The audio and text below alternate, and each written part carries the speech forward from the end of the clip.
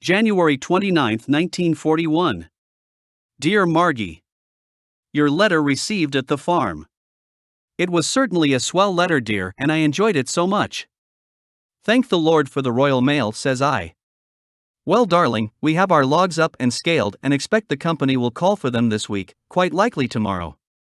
I have a new job building a rustic gateway for the Patterson K Lodge, you know the place over on the river near Tuff's log cabin. It won't be much, but is something to do while waiting for our logs to go out.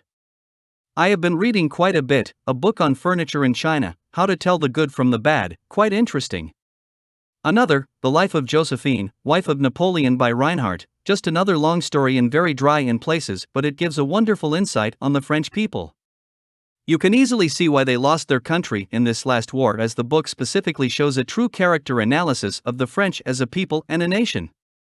Cruel, excitable, rational, and not at all trustful. Josephine and Napoleon were no slouches when it came to making love. I am now reading Johnson's I Married Adventure, and she sure did. You were right, it's a swell book. It gives me itchy feet. How did it affect you? So, you finally got the old skis going. I wish I had mine here, as the snow is perfect, about 3 inches of soft snow on about a foot of good hard snow and dried as a bone. There are some swell trails through the bush behind the farm, but not many steep or long runs, which would be just as well for me.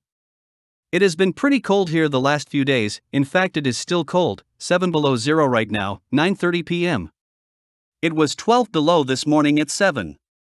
Well, darling, as I said, it's 9:30 and time for all little country lads to go to bed if they want to grow up to be big men like their daddies. So, guess I better hit the hay. Hope to see you soon, Margie, but just what day I couldn't say. I love you, sweetheart. As ever.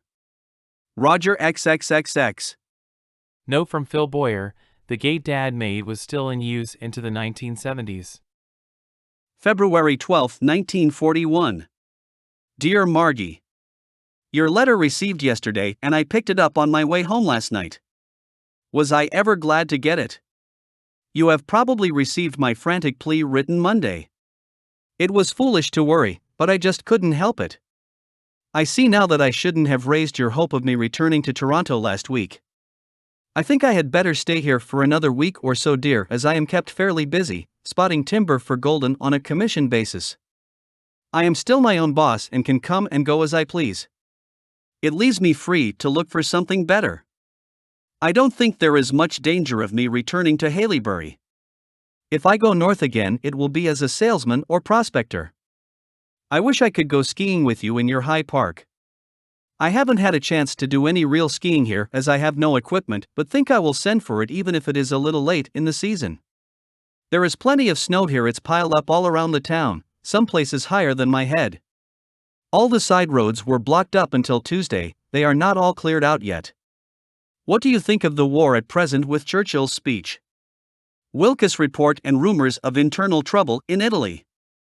I think things are coming to a crisis, and it looks as if the turn will be for the best, especially if the American help reaches Britain before a financial collapse stirs things up. That would be tough on us, don't you think? Well, darling, they are calling me for dinner and I have to be downtown in an hour, so had better close with all my love. As ever. Roger XXX. February 19, 1941. Dear Margie. Your letter was waiting for me on my return yesterday. I got quite a surprise Monday morning when who should call but Len Bowyer, Art's brother. He has given up his casket works until after the war. Higher costs in material and manufacturing was too much for him as he left, leaving his partner to carry on a small scale. We went up to his sister's at Port Carling and stayed the night.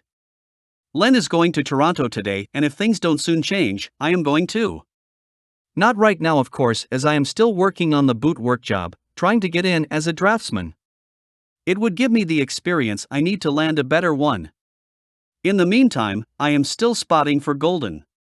But if things don't break for me by this Saturday, I think I will come down to the city. That's what you want, isn't it, dear? That's what I want too. Then I will first be able to see you and second go to school. The reason I am staying is because the boot works pay more money, and that is essential right now. Len gave me all the news. Gil has received his call. he reports on the 23rd of the month and Jack starts his 3-month training in a few weeks. Well, darling, I am rather surprised to hear of you leaving your present place. Frankly, I didn't think you would. 6.5 years is a long time to me. I am glad, darling. I know now that you can make a quick decision with only a hope of something better because, dear, when you have me to manage, I'm afraid you will have to make a good many of these quick decisions. Oh well, I'll bet we won't come out on the bottom anyways. Sorry you missed your skiing Sunday. It was mild here, but the skiing was still fast. Although I didn't get out, I rode home for my skis, but they haven't arrived as yet. I can always borrow skis from the girl across the street, but they are a little flimsy for any rough stuff and I wouldn't want to break them, so I stay in. Saw the pictured Kitty Hotel with Ginger Rogers and it was really good. That girl can act. I think it's the first time I have seen her but couldn't say. Did you see the picture? Well, darling, I think I have told you all the news.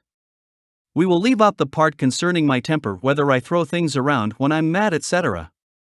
You'll find out maybe. Bye-bye for now, dear. I love you, Margie. As ever. Roger XXXX.